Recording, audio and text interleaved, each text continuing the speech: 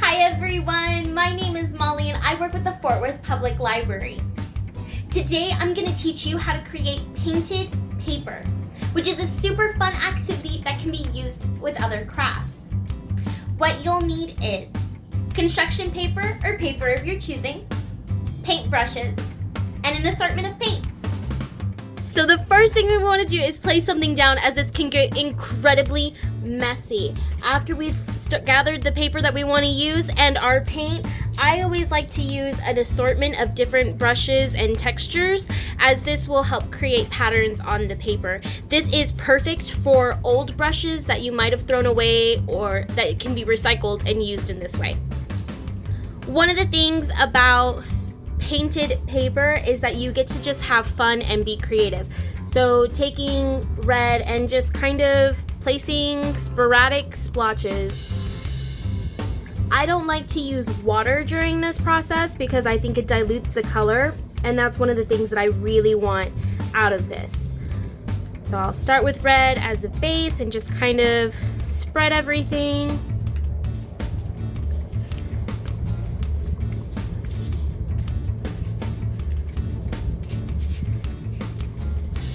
And then I'll use a different type of texture. I'll take my sponge and use a little bit of the yellow. And I really like the way that it raises on the paper, and it adds just a little bit of texture to it. And it's okay if these colors mix a little. I think it just adds to the background. And I'll just actually take the brush that I used originally and just kind of add a little bit of white and blend those colors just a little bit.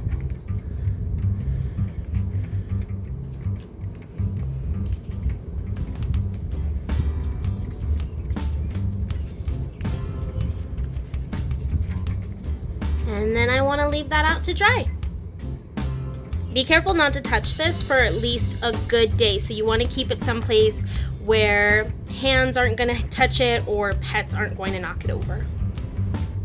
Another way to create painted paper is to actually take some washi tape, which is found at your local stores. It's usually really cheap, and create patterns on the paper. And then we're going to fill in these patterns with some paint. So once you've created the pattern that you want, you can actually just fill it in with your paint. And I really like to mess with texture and color when I'm doing this, just because it's gonna produce a really nice effect.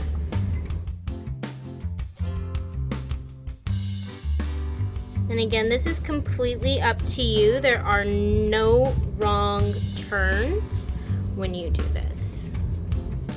This is completely up to you. Go as bold or as simple as you would like. Mix those colors. Play with your paint brushes and your paints.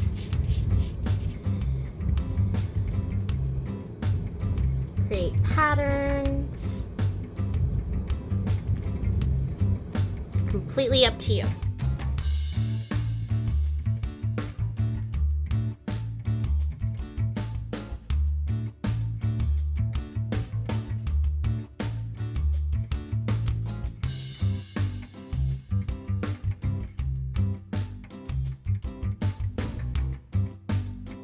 Alright, and then you want to let that dry before you take off the tape. So again, place it someplace where it isn't going to be touched. This is one that I made earlier. So you'll just take that tape. Whoop.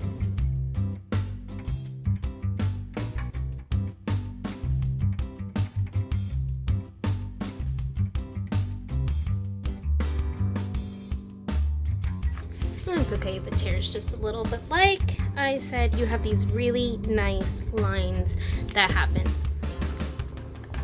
Here are some of the patterns that I did earlier today. You can really play around with texture, color, patterns. You can go as simple or as extravagant as you want. There are no wrong decisions. This is completely for you, and it's okay, as long as you have fun creating and you like what you're doing. I hope y'all had fun creating your painted pages.